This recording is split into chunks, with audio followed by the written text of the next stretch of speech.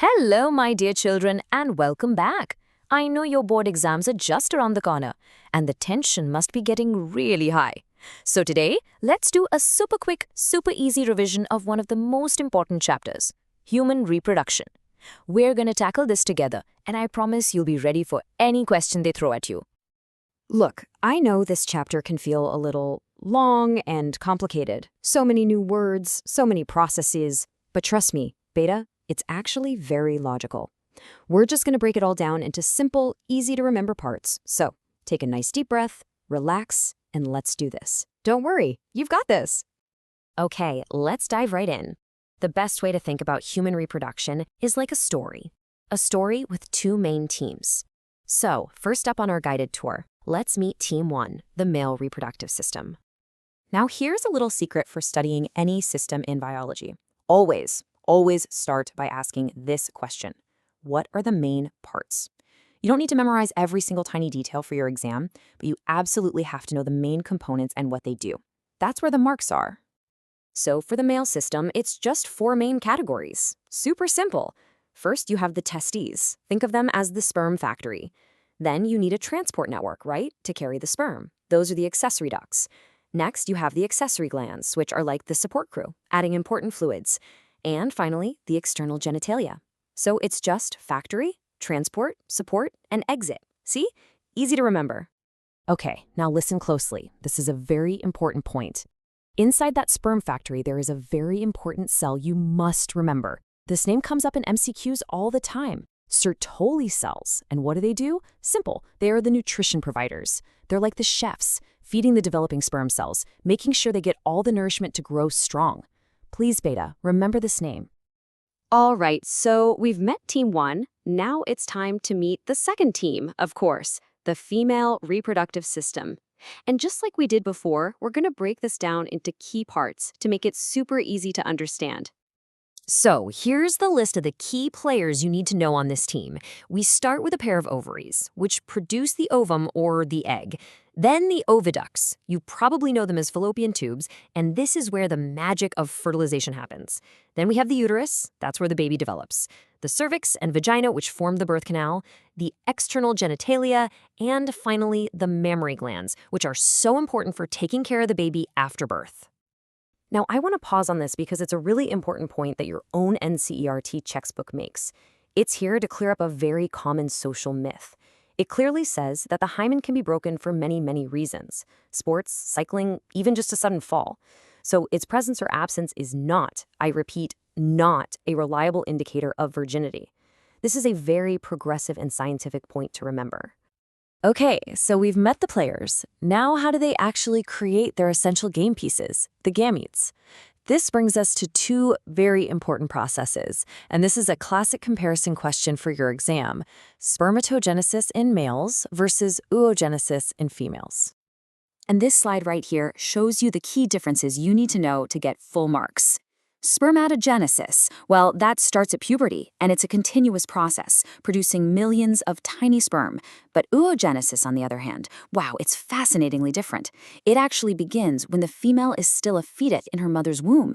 Can you imagine that? It's a discontinuous process that pauses and restarts, and it produces only one large ovum, saving all its resources for that one single cell. So let's quickly trace the journey of a sperm. It starts as a regular cell called spermatogonia. This cell grows up and becomes a primary spermatocyte.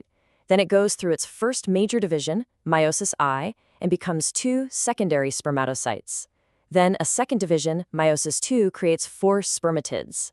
And finally, these spermatids mature into the sperm cells we all recognize, the spermatozoa. It's just a step-by-step process. Okay, now let's shift back to the female system. There's a reoccurring series of events that prepares the body for a potential pregnancy each and every month. This is, of course, the menstrual cycle. Understanding its phases is absolutely crucial for your exam. The easiest way to think of the cycle is like a 28-day story in 4 chapters. It begins with the menstrual phase, the shedding of the uterine lining. Then comes the follicular phase, where an egg follicle matures and gets ready. Right in the middle, around day 14, is the main event, ovulation. The egg is released, triggered by a sharp spike in a hormone called LH. Remember that.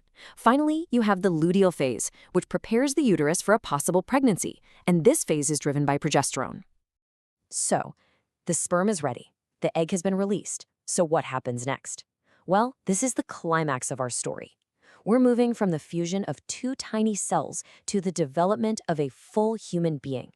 Let's trace this incredible journey. First, the definition. Fertilization is simply the fusion of the sperm and the ovum. But the location is a very important one-mark question. Where does it happen? It's not in the uterus. It happens in the ampullary region of the fallopian tube. Please be to remember this specific location. After fertilization, the single-celled zygote begins its big journey. It starts dividing rapidly. This process is called cleavage. Soon it becomes a little ball of 8 to 16 cells called a morula.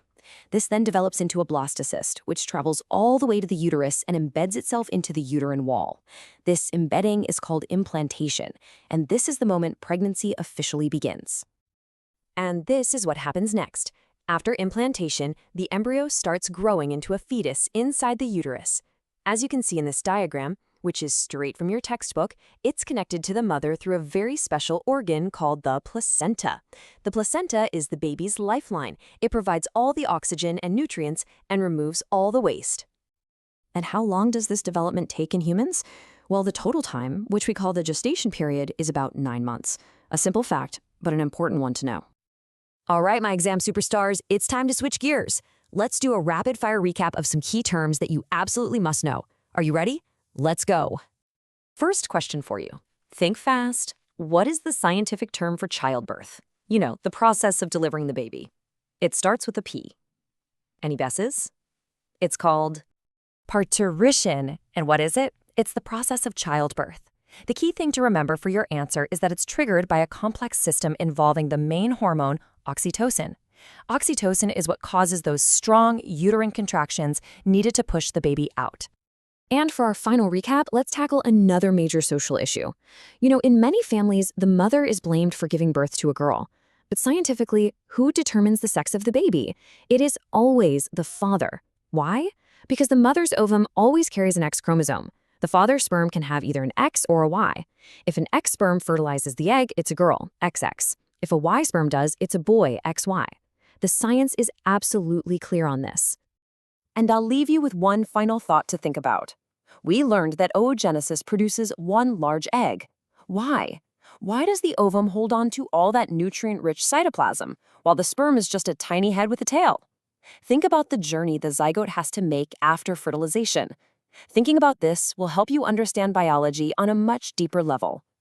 All the very best for your exams, my dear children. You are going to do wonderfully.